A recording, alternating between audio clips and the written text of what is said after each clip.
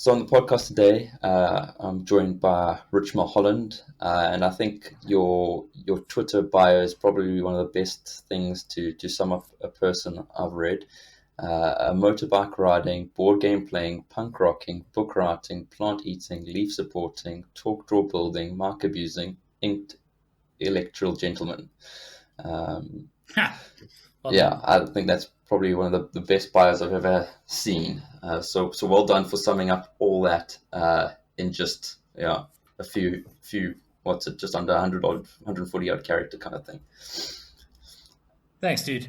And yeah, I guess there's even more to it than just the list. The idea is that I didn't want to say that I was a speaker, but that I spoke, or that I was a board gamer or a motorcyclist. I feel people define themselves by the stuff they do too much. So these are. It's not that I am a biker. I just ride bikes. But maybe I'm overthinking these things. one of the things that people would know you from, or that you speak of often, is your time as at Missing Link, where and how you started that as a presentation company back in the late 90s. Um, Yeah. and I recently saw on your Twitter and that a little tweet that you had about PowerPoints and that, and I wanted to get your thoughts now. Is Do you think PowerPoints are still relevant in 2020? Yeah, 100%. Human beings haven't changed, right? We still have dual channel processing. We still absolutely take information in via audible and visual channels. And PowerPoint is just a tool that's very, very badly used that can do a really good job of delivering the visual components of your message. So I think good PowerPoint is still relevant. I think bad PowerPoint was never and will never be relevant. Yeah, and one of the other things I also wanted to find out from yourself. Obviously, you've given a lot of talks and presentations over the years and that. And do you still get like nervous in that when presenting to crowds and that? Does it vary? Okay, so mostly no. Uh, I was actually asked this earlier on in the week. Mostly no. I This is my job, and I've been a speaker for 17 years now. And for the most part, I'm going to arrive there, and I'll be just like you would be walking into a meeting or doing something. I show up and I do my job. However, there's certain things that can change that. If my family, bizarrely, is in the audience in any way, or the more people I know, the more likely I am to be nervous, and the less people that there are in the room, the more likely I am to be nervous. Presenting to 10 people is very hard. Presenting to 1,000 people is very easy. Because 10 people, you've got to try and engage with them, and it becomes very conversational. So there are states that will change that. But for the most part, I know that the cliched answer is supposed to be yes, I still get nervous every time, but it's just not the case. And then, yeah, maybe also where one of the first places I heard about you was via Cliff Central on your little Monday morning shots that you used to do, um, yeah, for quite a few years and that. And then I ended up buying your book Legicide and reading that, which has become a favorite of mine. And one of the art, well, the pieces you wrote was, and that you've emphasized before as well, is do what you hate and chasing frustrations and that. And yeah, I just wanted to find out from you, like, is there any one of those legicides in there that you think is the most important, or one of your favorite ones, kind of thing? Yeah. Okay, so the first thing is, it's quite funny, but the 5 minutes before we jumped on this call, I was working on the Legicide second edition. The thing is that even the concepts within Legicide, so the idea of the book is that innovation doesn't happen when you do something new, it happens when you stop doing something old. So a book can then date, or the book itself and some of the concepts can date as well. I was relatively happy with most of them, but some of them are definitely showing their age. There are certain concepts that I still hold as very, very true, though. The core idea I hold is true. The idea of falling in hate with something, about the opportunity exists. The real opportunity exists where you're most frustrated, not where you're most content. So people often tell people to do what they love, but if they love something, it works. And if it works, there isn't a real market because it's been fulfilled by people doing what people love. However, on the flip side, if we do what we hate, if we look at what frustrates us, and if we change that, then there's an opportunity because if it frustrates you and it frustrates me, then it frustrates other people. And then one of the other core principles that I think is really, really important is the idea of pushing for people's favorite rather than, or trying to be somebody's favorite rather than trying to be somebody's best. That is a really, really, really important distinction for me. To me, when you are trying to be somebody's best, it's a very, very difficult thing to quantify. And it isn't actually that important to people. People don't make decisions based on what they think they're the best, what is the best. We don't go to the best restaurant every week, but we do go to our favorite. We listen to our favorite bands all the time, not the best record of all time. And I think the business should be trying to be people's favorite more often and stop worrying about just being the best. And yeah, maybe something as well as I think that was mentioned in the book, or so some premise to it, is that would you agree that you don't always have to, when you're trying to be an innovator in that and come up with new ideas, new technology, and that sometimes it's not necessarily building something new, but perfecting something that's already there. Um, would you agree with something like that? Yeah, so I did one of these TEDx talks recently, and I spoke about the myth of the first mover advantage. Like MySpace was the first mover, but Facebook was the fast fixer. And you see, what happens is often when somebody's the first and they create something brand new, what happens is they, invent something by running a marathon. And when they finish, they've invented a piece of work. But what they've done is they've created a new foundation. So they flipped a previous ceiling and created a new foundation. Somebody else comes along and looks at that and says, hey, this MySpace thing is pretty cool, but what if it could do that? And they start a sprint. And their sprint ends with them creating Facebook. I think there's often more power in the fast fixer than there is in the first mover. Now, here's the bad news. The world needs first movers, and some of us have to be that. And you can't feel sorry for the MySpace guy because, he's retired a billionaire somewhere. So it's not like it was a failure. You just have to realize that it's often easier to be the fastest fixer, to look at a technology that was invented yesterday and say, what can I do with it today that will be relevant to people tomorrow? And if you start having that lens instead of trying to invent the future, there's a lot more opportunity for more of us in that space than being the inventor, as sexy as the inventor is. And I do know you have, well, you say you are busy with the second edition of Legacy, but you have brought out a book not too long ago, The Boredom Slayer. And is that kind of following, is it completely different to Legacy? What's the premise of that book? Yeah, so probably, and I crowdsourced the name of this book, which is very funny because in Legacide, I just realized that I talk about the pitfalls of crowdsourcing names or crowdsourcing things.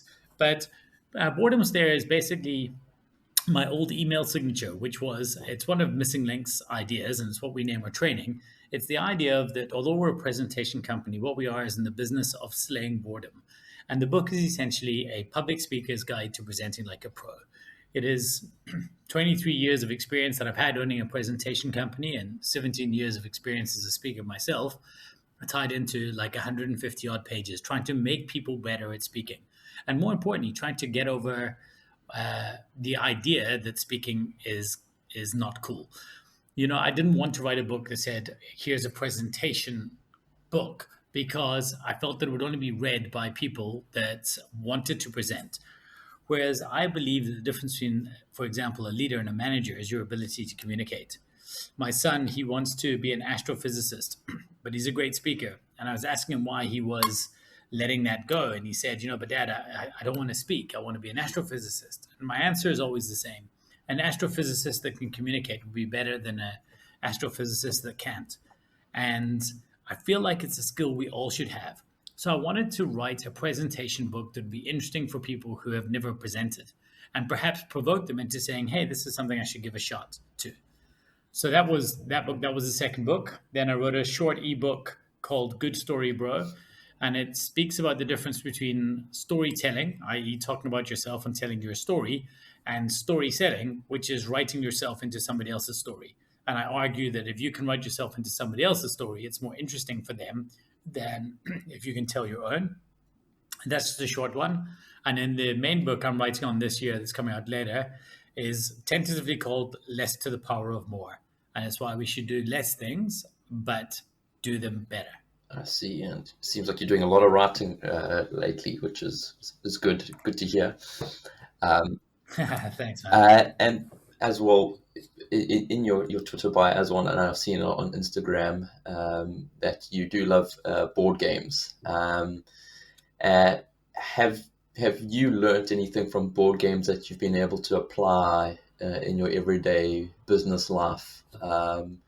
And following on from that, is there any board game that you tend to carry around with you wherever you go, kind of thing? I know I think I picked it up from you actually. I don't know, maybe a year and a bit ago, about board games, and uh, that was Pocket Ops. Um, I, Yeah, Pocket Office is I great. got that, and I generally just carry around, carry it around with me. And I've got a few colleagues that work interested in it and that before playing at lunchtimes on that. But yeah, So the nice thing about a game like Pocket Ops is it's essentially a gateway game. It takes an idea that people understand. So again, kind of going with this first mover versus fast fixer. So the first mover was knots and crosses. The fast fixer was saying, well, how can we make this into a more interesting game by adding a few extra simple elements? So if somebody knows how to play knots and crosses, they kind of have the basic understanding of uh, how to, what they're trying to achieve in Pocket Ops. And this is probably a good segue into the answer to your first question. You see, the first thing that people know about knots and crosses is how to win. We all know how to win a game of knots and crosses by matching up three in a line, either in the center or in the sides, diagonally or in the sides.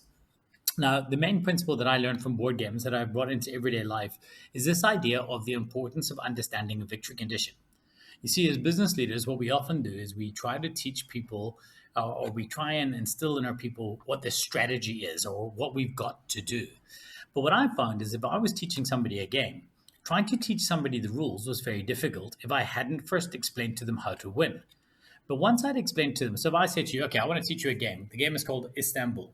Now, at the end of the game of Istanbul, the first person to achieve 15 gems has won the game. I can't remember the exact number, but let's say that's what it is. 15 rubies has won the game. So everything you're trying to do from this point on is get rubies faster than I am. It's a race. Now, let me explain to you how to play the game. Now, everything I tell you from that point on, you're listening to, trying to understand how this helps you solve for X, where X is get rubies faster than the other people. In business, to me, when we work with organizations now, we actually try help them define their victory condition. Because once a business has a victory condition, you have a yardstick for which to measure every important decision you're making, i.e., will this help me get closer to X? If the answer is yes, then great.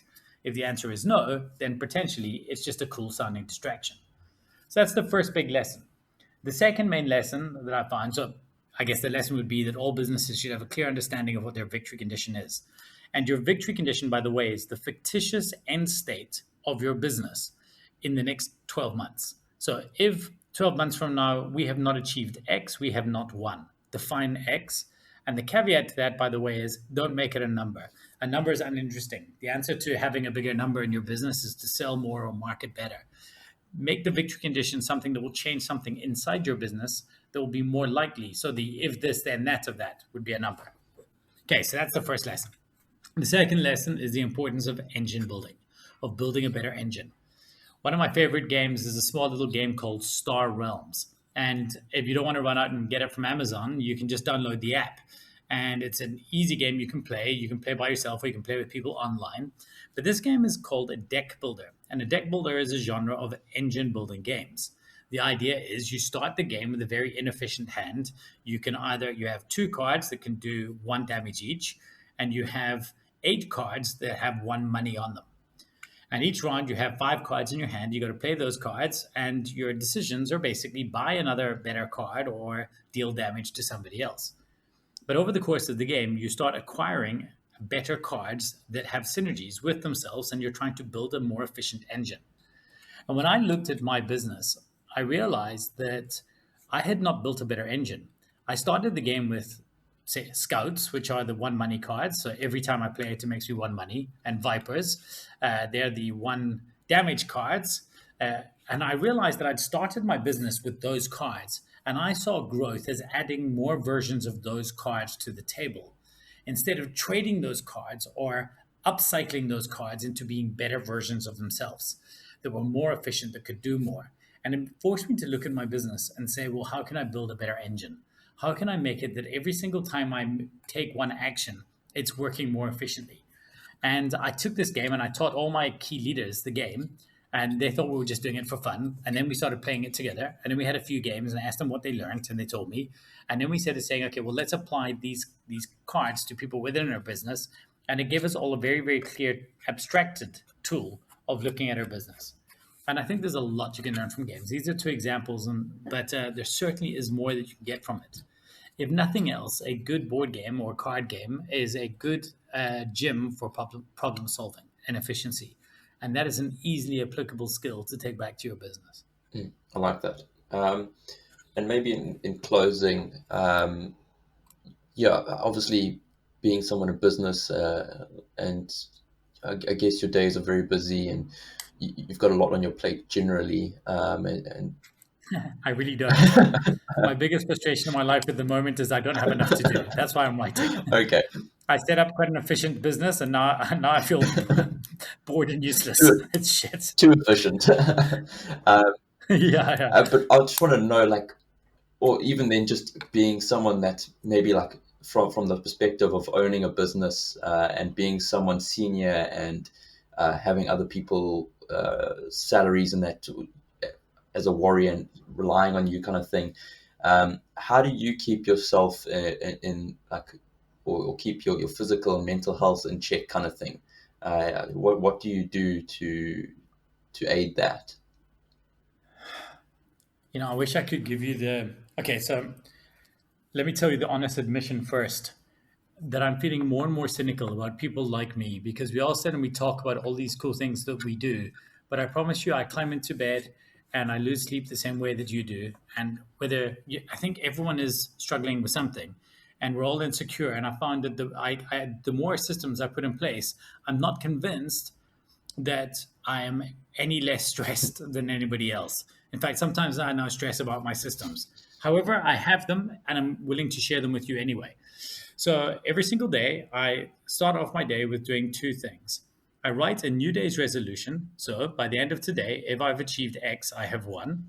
And today's, funny enough, is to finish the last 15 chapters of Legicide Review, which I will do. But often it's a thing like eating less than 2,000 calories, or training and drinking X amount of water, right? Or intermittent fasting, or whatever the case may be.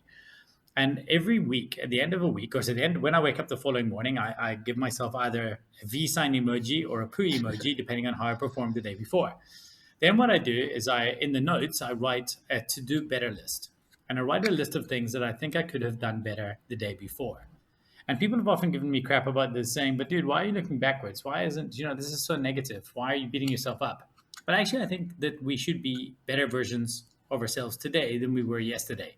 And this is the one thing that I stand by as probably the best thing that I've ever kind of created myself, is the idea of the to-do better list. Waking up in the morning and sitting there and saying, because I know a lot of people do gratitude journals and things like that. I'm not saying you shouldn't, but just by reflecting on who I was yesterday and saying, if I could redo yesterday and be a better version of myself, what would I have done differently? It makes it very, very, or makes it much, much easier for you to make better decisions in the future when you come up to those things. And I've seen this time and again. There's been times when I've been about to do something and I thought, if you do this now, you're going to write about it tomorrow in the to-do better list. And some days I think, whatever, man. And I do it anyway, and I deal with the consequences. And other days I stop myself and think, yeah, it's not worth it. and move on. So I do that. Then uh, I read a passage of a book. So last year and the year before, I read The Daily Stoic and Food Rules, FOOD Rules. They're both very, very short passages. And so I would read both of those a day. And I've kind of done those on a loop.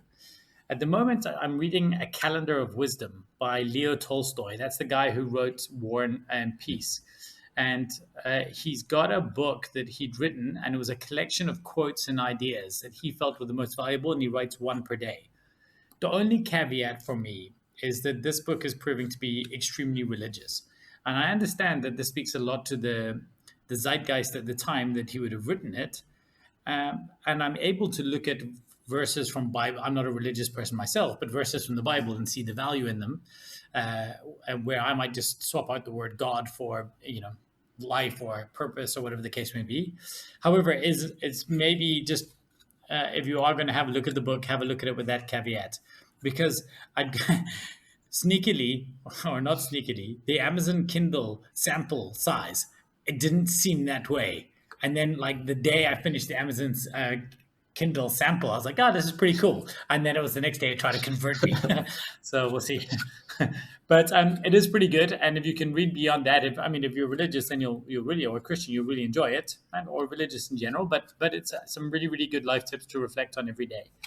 I try to reflect on those things. Then I exercise. Most days I do intermittent fasting. Most days I jump rope. I almost always, in a workout day, do 100 push-ups and 100 double unders, as well as other stuff. And I'm pretty routined. Thanks. So that's that. Right now I'm trying to work on sleeping better. That's my main mission. I think we should all sleep Yeah, better. I think that's everyone's main mission. And yeah, I definitely found value in a good night's rest. It's always a goal of mine. And yeah, you can never. Masturbation before you go to sleep is usually an idea.